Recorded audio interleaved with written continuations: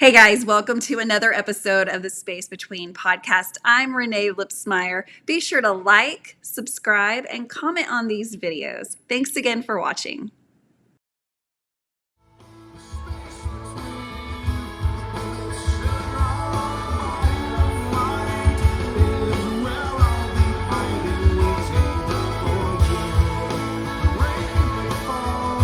Hey guys, welcome to another episode of The Space Between. I'm Renae, and I am calling this episode the West Palm Recap. So if you are watching this on YouTube, you can see that I have 3 guests with us, but if you are listening to this on a podcast, you are going to hear 3 guests talk about their West Palm Beach experience. I'm going to let each of my guests introduce themselves. Thank you guys so much for being part of this podcast. Who wants to introduce themselves first? Darrin? Yeah, I'll go first. Hey, good evening, everybody. I am Darrin Baldwin. I live in Sacramento, California. I am from Kansas originally. I have been a fan since '96, I believe, was my first show. It was an interesting thing. I really didn't know much about Dave Matthews, but I was a percussionist in college, and I had a friend of mine who was also a percussionist who started telling me about this guy, Carter Beauford, that I needed to check out his drumming. And so I did. I listened to some things and I was like totally blown away. And then the Dave part really actually kind of came a little bit later and grew on me, which I know is, my story is probably rare compared to most people because mostly Dave is the allure. So it's kind of interesting. But after getting into it, and then, the love of Dave grew quickly because it's just so unique. His lyrics are very different than really anybody else. I think because of, the South Africa, upbringing and some other things that just makes his kind of phrases and words very different than what you get from most people. And the syncopation of the music and the way he played the guitar, it was all a quick allure. But yeah, I could talk about this a long time, so I probably should let somebody else introduce themselves. Absolutely. Well, Larry, I'm calling you Larry. Darrin, thank you so much. I already know you guys, of course. And so next we're going to let Larry, that's just naturally your cue to go next, right? Yeah, that's fine. Well, I'm Larry Smith. I'm from Wichita, Kansas, born and bred. And I got into Dave because my wife made me, That's a common answer. Now, but it's the truth. The first few times I listened to it, I didn't really get it, but I enjoyed it. But the more you listen to it, the more you get into it. And then all of a sudden you're in. And once you're in, it's like the Cosa Nostra. Once you're in, they won't let you out. Yes. It has a firm grip. Yeah. And so, yeah, that's how I get in. We, I know you asked a little bit earlier about traveling and doing all that stuff, and we never really did a bunch of that early on. 3 boys growing up, sports all the time. Not a lot of shows. We do 1 or 2 a year, and that's it. But maybe we tell our other West Palm Beach story tonight, and let you know how we really got dug into this. Yeah. Yes, I cannot wait to hear. Yeah. And so we have one final guest to introduce, and this is Team Female. We've got 2 girls and 2 boys, so I feel like we're going to get some very, very good opinions today. So, Kelly, I will let you introduce yourself. Thank you so much for being on this episode. Hi, I'm Kelly. I am Larry's wife who pulled him in. You know what? I heard Dave on the radio in '95. Like, what would you say? And I thought, I got to check out this band. And so I bought this CD and just could not stop. And when it was time for Larry and I to get married, we were looking for our wedding dance song. And I'm like, it has to be Love or Lay Down. And Larry was like, I don't know if I can even understand the words. And I'm like, no, that's a song. And it was a song. I don't know if he really got it until we went to our first show in '96. Yeah, I think it was '96. And once he heard him live, he was hooked too. So Absolutely. And after all these years, you guys are all still on the road watching the Dave Matthews Band as it evolves. We're in year 32. And so one of the, I would say, the most famous venues or hottest venues to go to. And I mean that in like every way, shape, and form. West Palm Beach, it's a tradition and almost is always, if I'm correct, the very last show before their break, I guess. And so today we are going to talk about West Palm Beach and what exactly is the attraction to this 2 night venue. So guys, thanks again for being on the show. Today is all things West Palm Beach. And so let's just start is as if you've never been before. Tell me, what is the attraction to this venue and what keeps you coming back? Now, I know Darrin, this was your first year. Yes. And so I like to hear from a first year perspective of like, will you come back and all of those things? And then you guys, this was not your first time. So what got you to come back for a second go in West Palm Beach? Well, for us, it had to do with a vacation. Last year we were planning a vacation, right? And we're like, oh, let's have a vacation and let's incorporate some Dave into it and do all that stuff. So we made a plan for Florida, and it was going to be a week long. And so we went down and we had some time in Miami. Then we went up to Jupiter to see some friends there. And then we came down to the show. And this is how our first West Palm Beach experience happened. We pull into the Breakers. We were staying at the Breakers, right? And the valet guy comes up and he opens the door. And he looks at my hat. And he's like, oh, man, you guys here for the show? I'm like, yeah, it's going to be awesome. He's like, oh, you must be really bummed. And I'm like, well, what are you talking about? He's like, you haven't heard? The show's been canceled. I'm like, you're fucking with me, right? There's no way. And he's like, no, it's been canceled. And I kind of stood there. I looked at Kelly and said, well, now what? Exactly. Well, obviously you guys were not the only one in town for Dave. So what do you do when a show is canceled and everyone is there? So what happened after that was we go up to the room, we get checked in, and then we just started checking social media. Hey, everybody's in this same boat, what's happening, what's going to be done, and what have you. So all of a sudden people started putting together these plans, and hey, we're going to go down to ER Bradley's. We're going to go and everybody's going to be there and they're going to cry in our beers together and we're going to do whatever. And, we went down Friday night and it was great. And they welcomed us in. It was we were at the outside bar and all that stuff was really cool. And that was just still everybody was in shock, right? But then they set up a Saturday night. And I don't know who did the setup. I can't remember if it was Kelly, Archibald, or whoever else. But they made plans and they called the Art Bradleys and they said, okay, here's the deal. We have all these people that are here. And we are going to come down and can you get a room for us? And we're going to play Dave all night long. We've got a DJ, play Dave all night long, pack the place and whatever. And so that's what happened. So we all went down there and there were people from all over the country and they were all in the same boat and everybody was trying to figure it out. But the cool thing about it was that if that had not happened, a lot of the people that we hang out with today and a lot of the people that we see today, we never would have met because everybody was looking for something to do and everybody was friendly and everybody was making introductions and we were just, part of that whole thing. And so we met this crazy lady from New Jersey named Suzanne. And Jimmy Walker and Kelly Archibald, just all these different people, right? And all from Boston. Yeah, all from Boston. And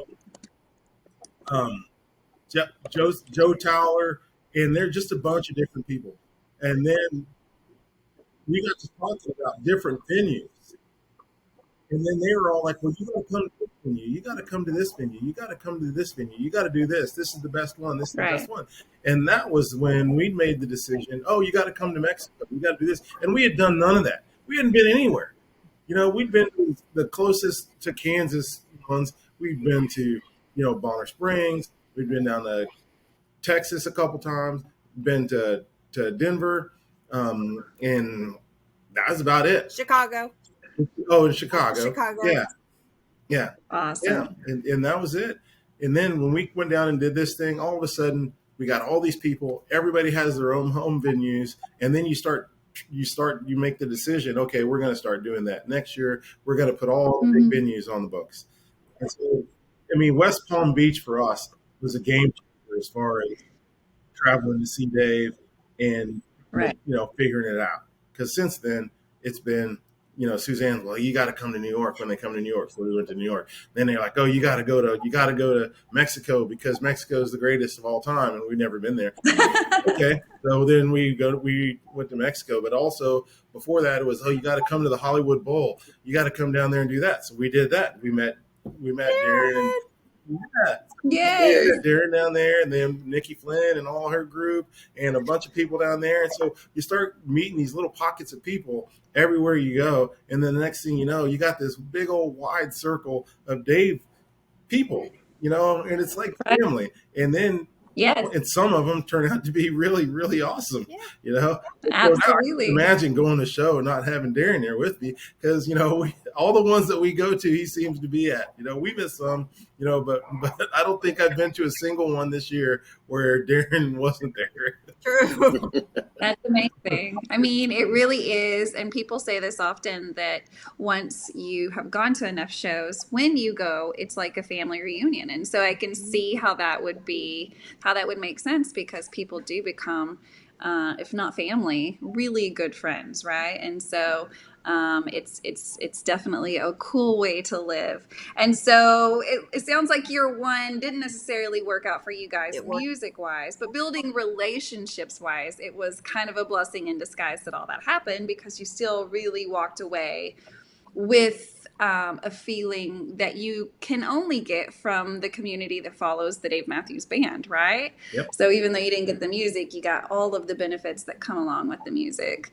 So Darrin, let's talk about this year. First experience, what got you interested in going to West Palm Beach in the first place? And then kind of walk us through your experience.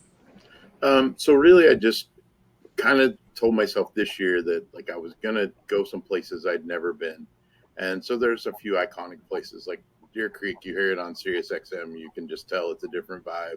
SPAC, you can just tell it's a different vibe. West Palm, you kind of got that vibe. So I kind of just sat down and made a list at the beginning of the season. I'm a little probably OCD, so I actually made a Google sheet, honestly, of all the shows that I wanted to go to. And started, entering, okay, I've got tickets for this one. I need to find tickets for this one. And I have my little tracker all set up that I used to figure it out. And so anyway, West Palm was on the list. And then as really kind of the story that they were telling last September of 2022, I didn't know about any of these groups. I didn't know any people. I didn't know anything through a weird happenstance that I really won't go into here. I just happened to find out about one of these meetups for Fiddler's Green in Denver. I went and they had a Night Zero meetup, and I went to that for the first one I'd ever been to.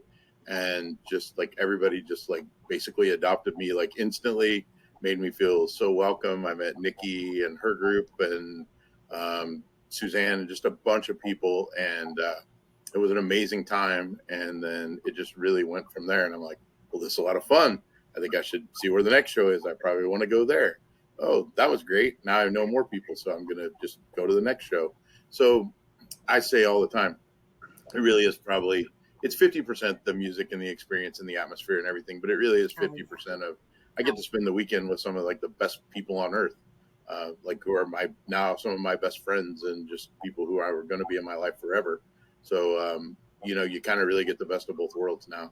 And I love the shows, but I also really enjoy getting there a day early and doing the Night Zero meetup and just, seeing people I haven't seen or meeting, 10 new people. And every show I go to, I find new people that I hadn't run across before that turn out to be amazing. And then they just kind of keep adding to the circle, and our circle just keeps getting bigger and bigger. And, you find that 90% of those people are really, really, really high quality human beings. and I'm very lucky that I've, gotten to be around them. And the couple of people I'm sharing this podcast with are way on my favorites list.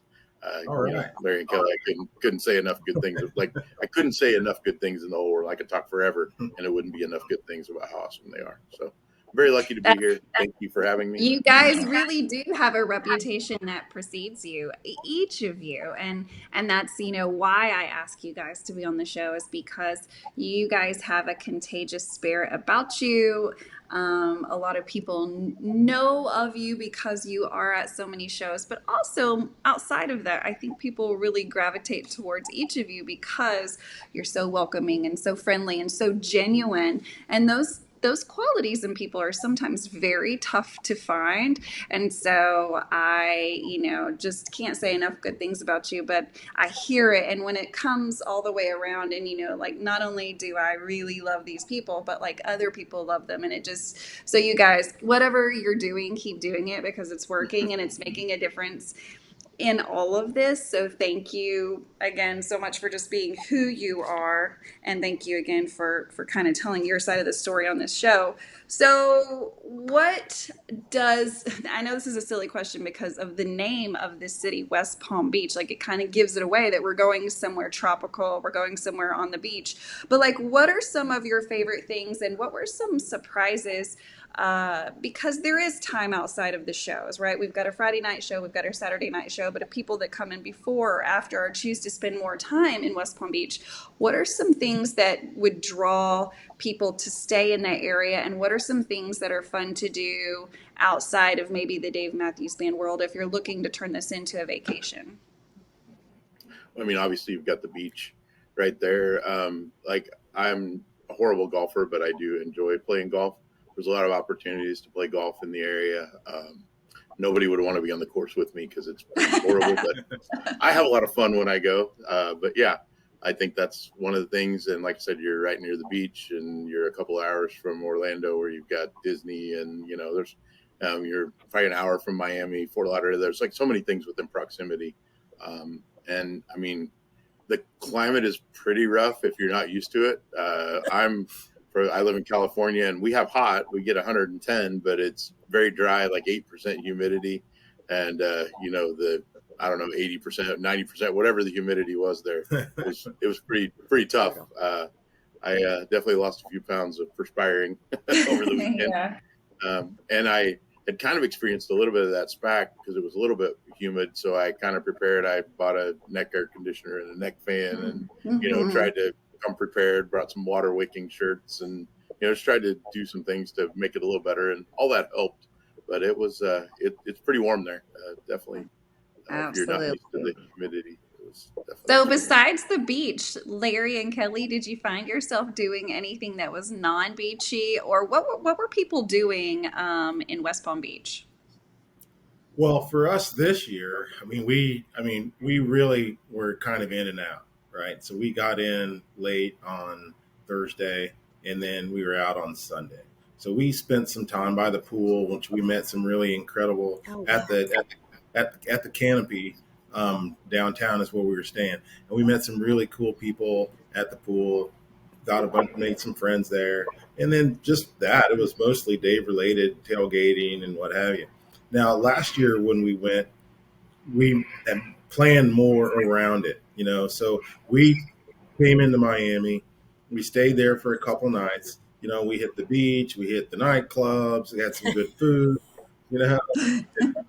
and did some of that stuff, and then we make that jaunt from Miami up to Jupiter, which is also pretty close, and so we go up to Jupiter, go out on a boat ride.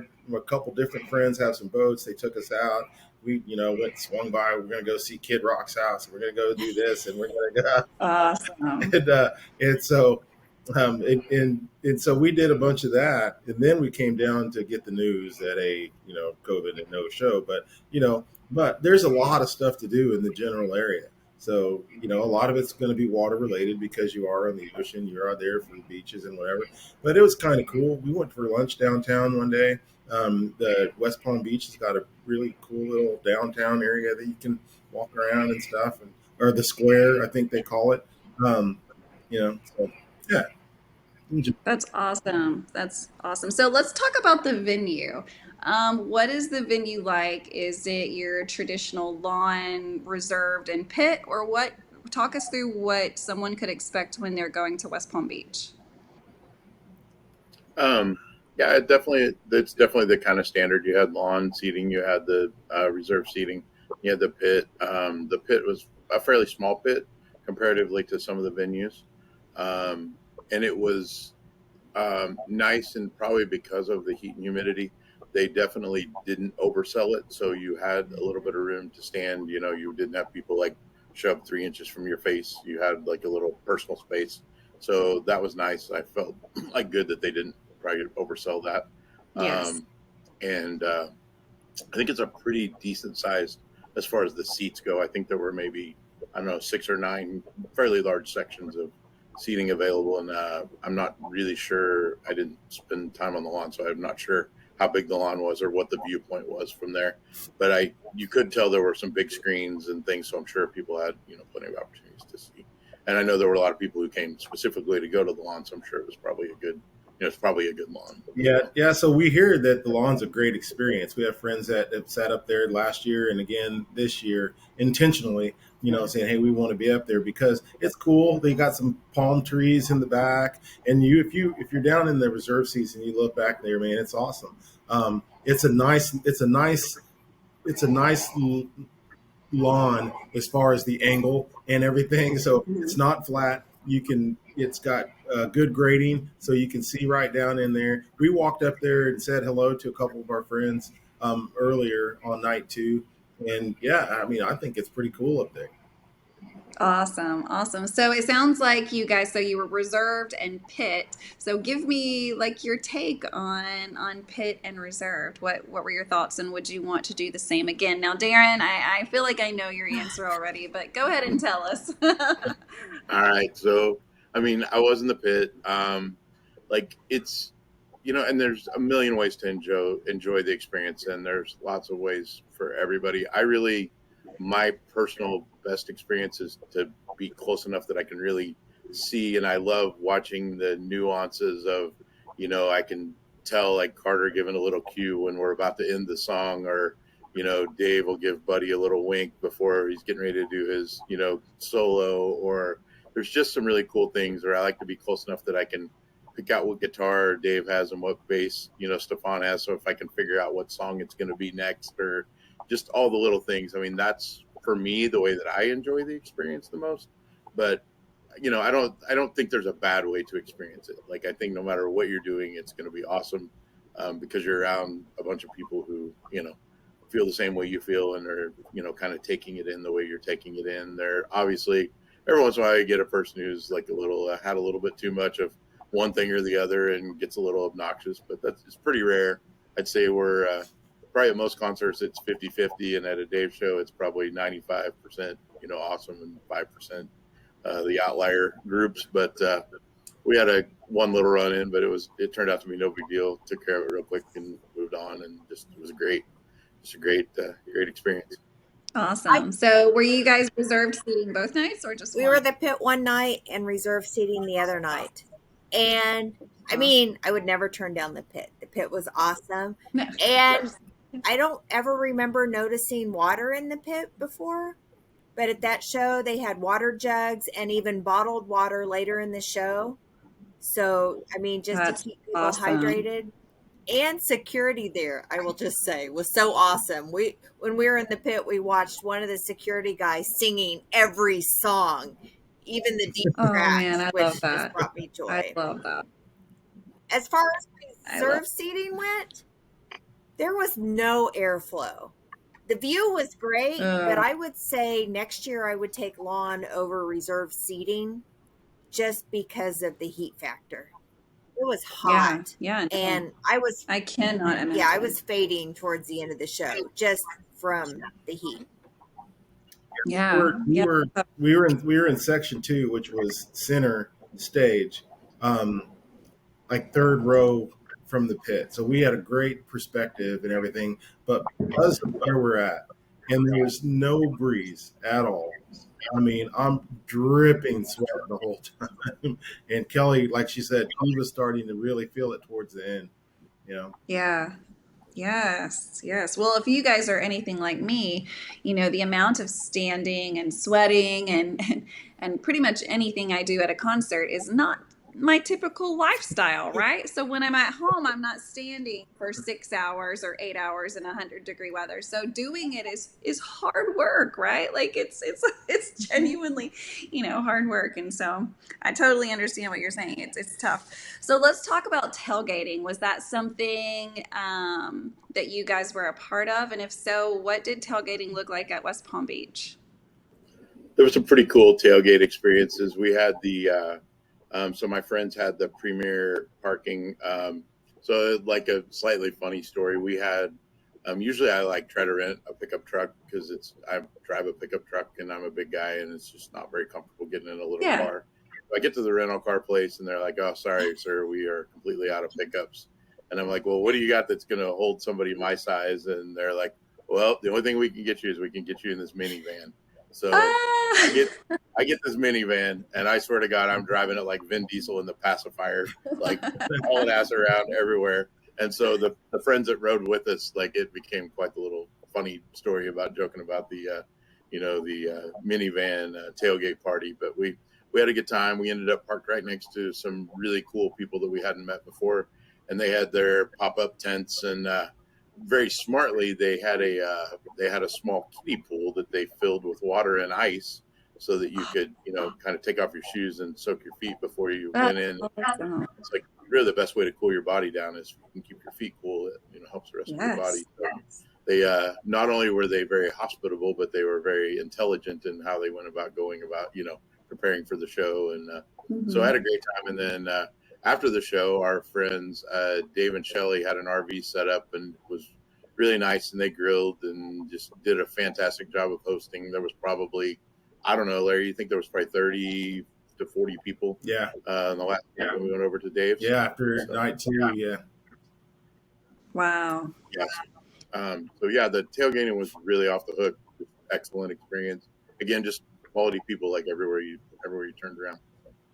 Absolutely. I think that tailgating at a Dave Matthews Band concert is one of the highlights again, right? And there are a lot of venues where tailgating is not such a heavy thing, and then there are venues like West Palm Beach where that is to be expected and it's a big deal and it's part of the experience. So Kelly and Larry, how did you feel about tailgating this year? Because I would imagine last year you guys didn't do any tailgating since there wasn't a show. So this was kind of your first year to get to do it, correct? No, because we came back for the real show last year when it was rescheduled. Ah, gotcha. Yes. Okay.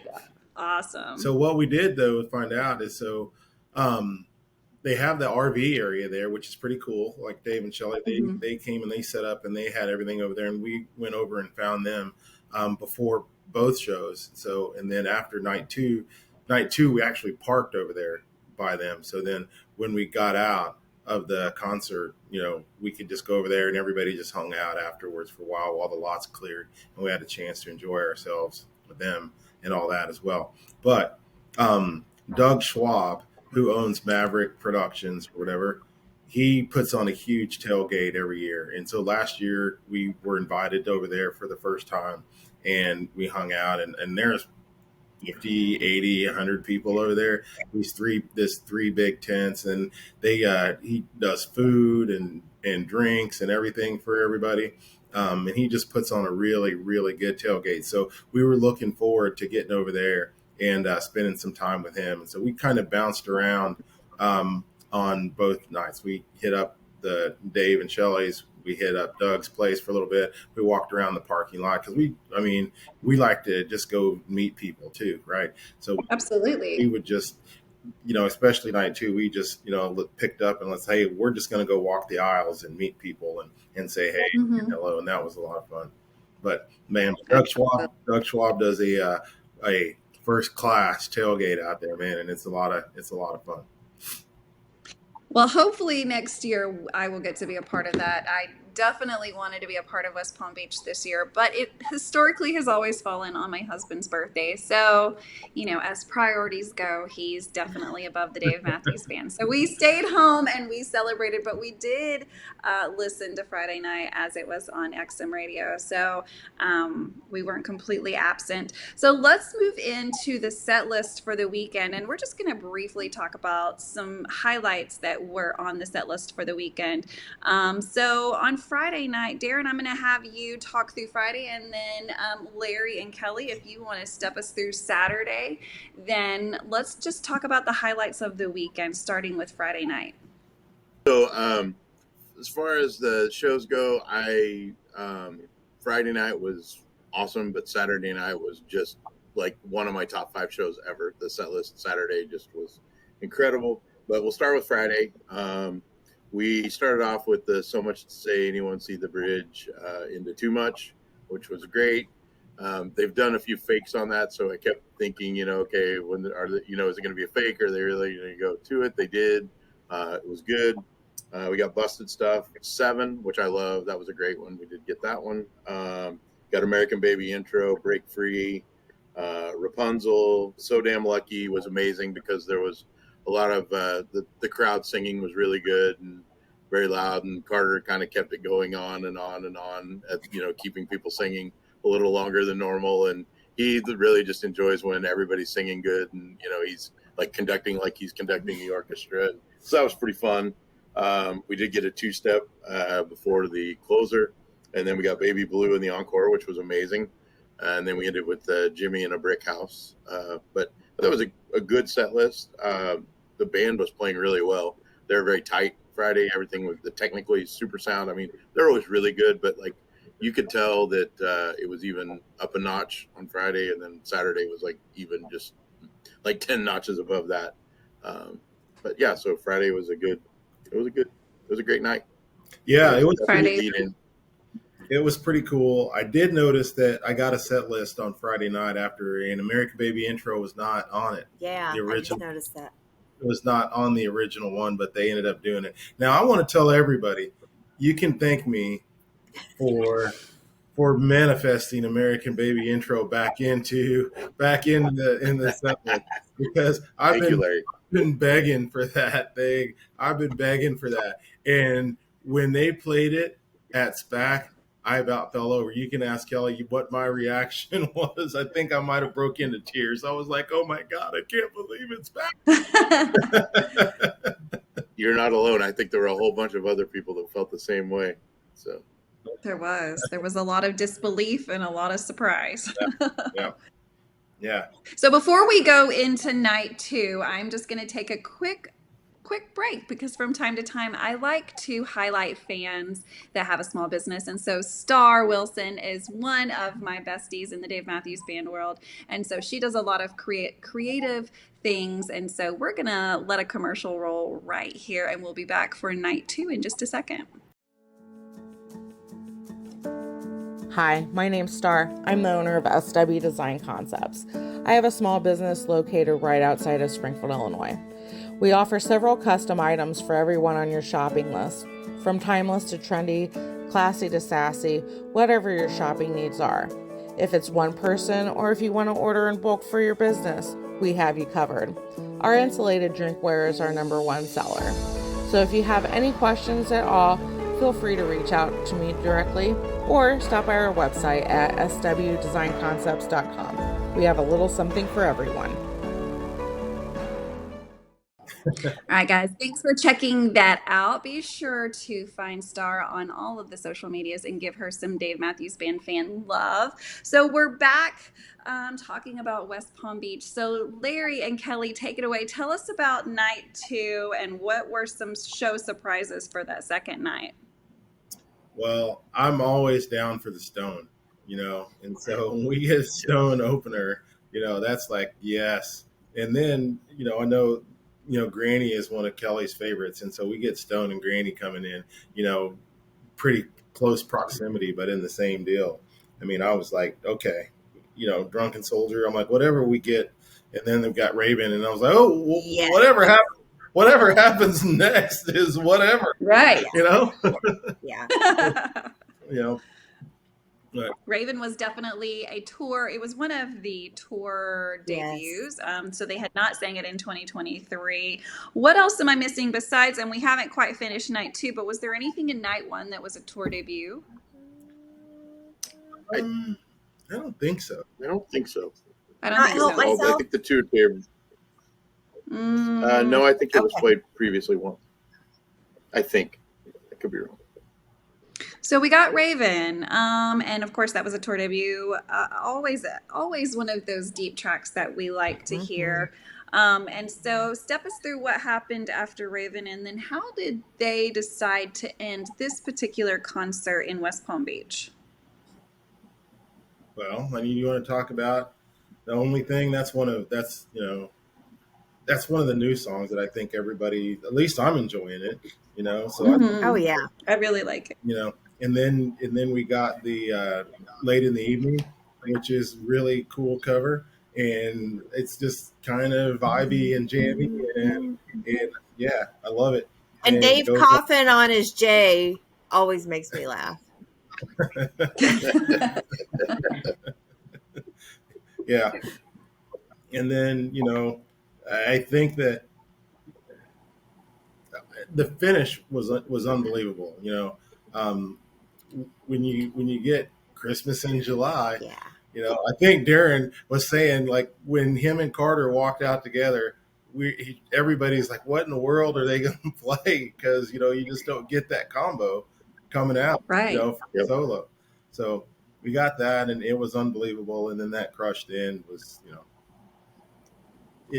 So Christmas Song was another debut. So you got 2 tour debuts in night 2. And so both of those songs I know, again, are just deep track favorites. And so to get Christmas Song in July at West Palm Beach, as you're all standing there just dripped in sweat, did it feel a little bit weird, or did it just feel right? It just felt right. It felt perfect. Yeah. Yep. Yeah. There was no doubt about it. And like Larry said, when Carter and Dave walked out, like, the only thing that could go through my mind was, like, they might be able to do like a Gravedigger that way. And so then when I heard the first note of Christmas Song, I was like about fell on the ground. I was so excited. So you don't get that one too often. So whenever you get it, it's pretty amazing. And then for me, like Larry was saying, like, after the first 6 songs, I was like, it doesn't matter what they do from here, because we'd already got the Stoned, Fish Tender, Drunken Soldier, and Granny out of the first 6 songs. So I'm like, it doesn't even matter from here. And then they just kept it going from there.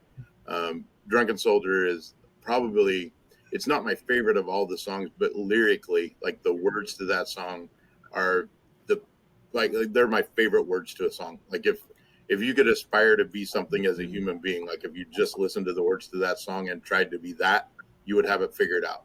So, like, that, every time that song is played, like, it almost makes me cry. Like, it is just, like, it's very meaningful to me. It's an impactful song to me. It is, and we don't know it's how long really we're here. good to see. Yeah, we don't know how long we're here. Like, take your shot. You don't know. Nobody. You're never gonna know.